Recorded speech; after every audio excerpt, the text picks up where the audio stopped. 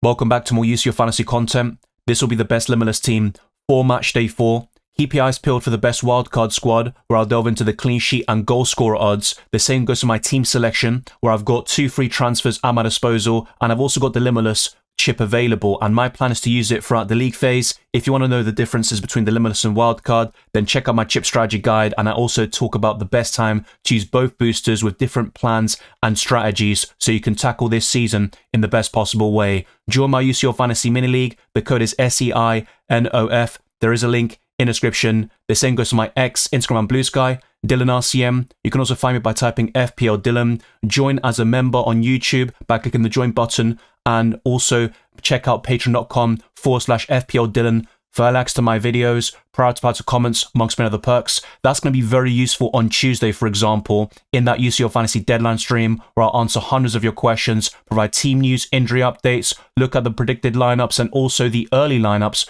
for those kickoffs on Tuesday. And the same goes for more news and graphics, goal scorer odds, you name it. It will be an ultimate guide for UCL Fantasy. And today, of course, it will be just about Matchday 4 with no budget restrictions, building the best possible 15-man squad with a wildcard that enforces permanent changes to your team. Let's get this video to the 200 likes as we close in on 37k on YouTube.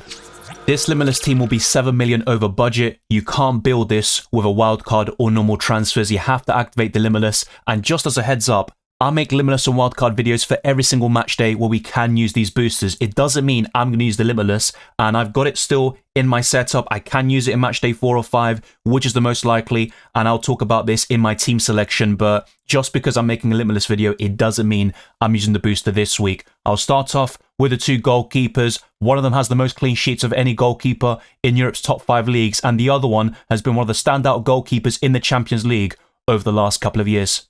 David Raya is third in terms of UCL fantasy points amongst goalkeepers, only behind Courtois and Jan Sommer. He is the most template pick though, with 31% ownership, and doubling or tripling up on the Gunners' defence has been fruitful this season, not just in UCL fantasy but also in FPL, as I've talked about in those videos too. But I think David Raya is right up there amongst the very best goalkeepers. He's fixture proof, and even against Atletico Madrid, where he made a minor mistake and it could have resulted in a goal, it was still not costly enough, and Arsenal rarely concede shots on target, let alone goals. And in the whole month of October, Arsenal didn't concede a single goal across all competitions, and they've looked imperious in the Champions League with 0 goals conceded so far this season. And the best goalkeeper combination for Matchday 4 is David Raya and Jan Sommer, who is second for UCL fantasy points amongst goalkeepers. He also costs 6 million, so he's one of the most expensive in the game, alongside Thibaut Courtois, who is leading the charts at the moment, but he faces Liverpool away. I'd rather go for Jan Sommer against Kairat Almaty at home. Despite the fact that Jose Martinez has started a few games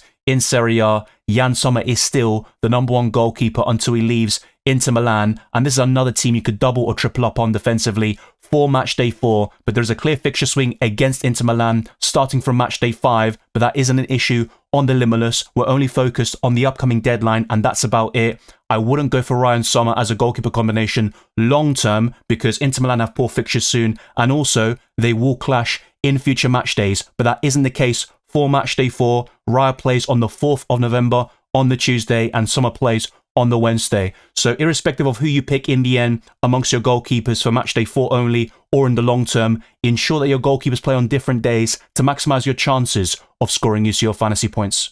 The first defensive double-up is formed with Denzel Dumfries, who can score and assist. He is one of the very best in the business when it comes to defenders in UCL Fantasy, who can give you that high ceiling and attacking potential. He showed it in huge games last season, like the ones against Barcelona in the Champions League semi-finals, and even this season, he was in the Team of the Week for Matchday 3. He got 18 points, and his ceiling is extremely high. It's comparable to Hakimi and Nuno Mendes from Paris Saint-Germain, but their fixtures are much tougher in comparison to Inter Milan, for Matchday 4 at least, and up until this stage of the competition. So Denzel Dumfries is going to be one of the very best options you can pick. Very template, but I still think he's exciting, and ultimately, if you want to get gains from Inter Milan defensively, it's worth doubling or tripling up on their defense. Next up is Dan Burn, who costs 4.6 million, facing Athletic Bilbao next, who have improved steadily, and they did win against Qarabag in Matchday 3, but so did Newcastle, a 3-0 victory against Benfica, and they've been right up there in the Champions League table with 2 wins out of 3. They lost against Barcelona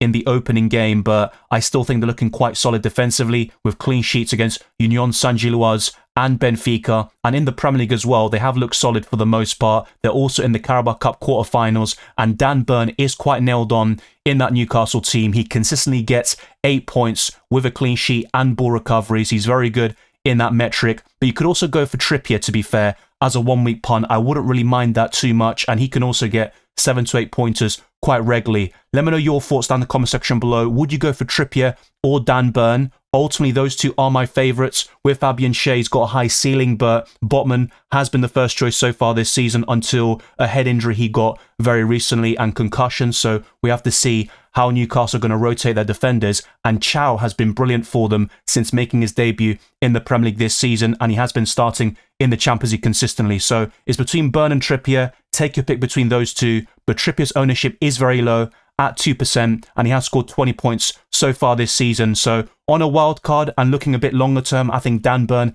is the safer pick, but on a Limitless, I would be tempted to go for Kieran Trippier instead. In third place amongst UCL Fantasy points in terms of defenders, it's Gabriel with 30 points up until now. Dumfries is top with 37, and Nuno Mendes is second, despite PSG having a very difficult fixture run, and it doesn't ease up anytime soon. They're facing Bayern Munich up next, but I think Arsenal could be tripled up on defensively, and on my Matchday 2 wildcard, I shifted to a double up in the Arsenal defence, and it has done very well up until this point. It's Slavia Prague away from home up next, and Arsenal could rotate in this game, and Gabriel is the safest Arsenal defender. He's got the highest ceiling, but he's not immune to rotation, and if Arsenal are in such a commanding position by Matchday 6 or 7, we could see the likes of Hincapié start Champions League games, and Arsenal will still look very solid defensively, as we saw in the Carabao Cup against Brighton. Despite a few shaky moments in the first half from the team in general, the midfield was very easy to kind of pass through, but the defence is still quite solid, and their squad depth is right up there amongst the very best in Europe. We've got 2 defenders left, and it's very important to have squad depth in UCL Fantasy as well, and Mickey van der Ven was one of my main players actually in UCL Fantasy up until this point, and I sold him in Matchday 3, and he did get another 8-pointer, a solid return there, as Tottenham Hotspur held on to a draw against Monaco, 0-0 away, and despite that loss against Newcastle in the Carabao Cup, they have been very solid in away matches this season, and of course up next will be a home tie against Copenhagen, but they have been Jekyll and Hyde, Tottenham Hotspur, in the Premier League, because they are 17th in terms of the Premier League table at home, but away from home, they are top of the league and are unbeaten so far this season. And Van der Ven scored a brace against Everton back in Game Week 9, so he's got that goal-scoring potential. He also scored against Bodo Glimt when I owned him as well, and he might even get back into my UCL Fantasy team, which I'll talk about in my team selection. But under Thomas Frank, Spurs have been more solid defensively, especially from set pieces, and they are a bit of a different team this season. But of course, there are still some deficiencies, a lot of injuries as well that Tottenham have coped with, just like Arsenal and a few other teams, of course, covered in this video. But Van der Ven is worth including in a Limitless, wildcard, and with free transfers. And despite a fixture against PSG fairly soon, Tottenham have a great fixture run up until Matchday 8. They are near the top of the FDR for the entire league phase of the Champions League. But the last defender is maybe quite contentious because this team is brilliant overall, but not defensively. I've gone for Jules Koundé against Club Brugge away. This is something I'm quite open to changing up a little bit and maybe doubling up on another defence like Newcastle as well, for example, or covering a different defence entirely. Let me know your thoughts down in the comment section below. Would you go for Jules Koundé or a Barcelona defender, or would you pick somebody else instead? I think Barcelona will win this game, but they could concede in the process. Over the years, Jules Koundé has been brilliant for ball recoveries, and this season, he hasn't really shown it. I think he's capable of much more when it comes to that metric, but I do like this defensive line in general. You've got 2 defensive double-ups for Arsenal and Inter Milan, who are right up there for the clean sheet odds for Matchday 4. You're also covering Newcastle and Spurs defensively with promising fixtures on the horizon, and of course, Matchday 4 is the main focus, and Barcelona can keep clean sheets, especially when Joan Garcia is back. That could be the case in Matchday 4. I'll keep you posted about all these key players that could return from injury, all the suspensions in my future videos, and the deadline stream on Tuesday.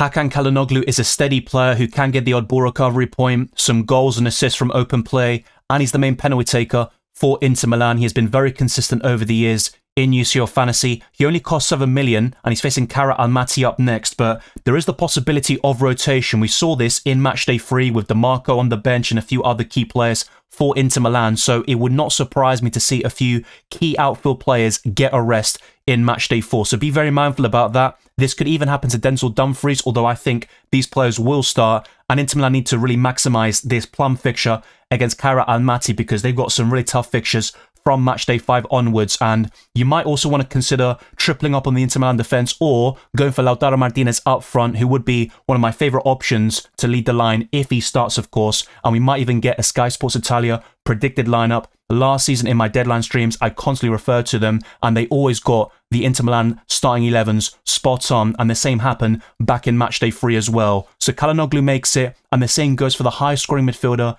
in UCL Fantasy up until this point, and that's Anthony Gordon with 34 points and 8% ownership. But in FPL, he's got 0 goals and 0 assists in the Premier League. So really with Anthony Gordon, he is a purchase in UCL Fantasy and an avoid in Fantasy Premier League. I'm not sure what it is, but he is getting all the goals in the Champions League with 4 up until this point. He's right up there with the leading goal scorers like Harry Kane, Erling Haaland, and Kylian Mbappe. He has been very impressive up until this point, and the main penalty taker with 2 penalties scored against Union Saint-Gilloise back in Matchday 2. So Anthony Gordon makes the cut, and the same goes for an Arsenal midfielder who didn't start against Olympiacos but scored back in Matchday 2, and that's Bukayo Saka, who only has 9 points up until this point and 2% ownership. But as a substitute against Brighton, he scored in the Carabao Cup in that 2-0 victory, and I think his ceiling is still very high. But Arsenal have Declan Rice, who is a solid and stable option, who offers consistency in the midfield and plenty of set-piece threat. Those 2 incredible free kicks against Real Madrid, of course, last season, and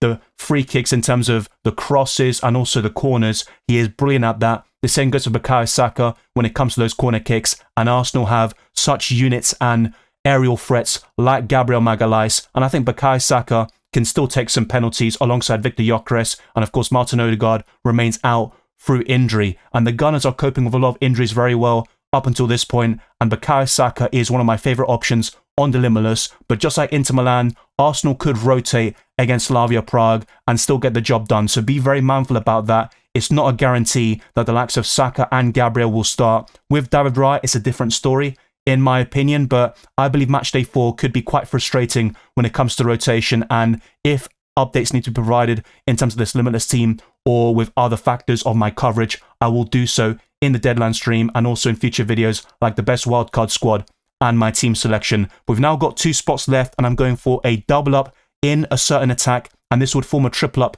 overall at this moment in time.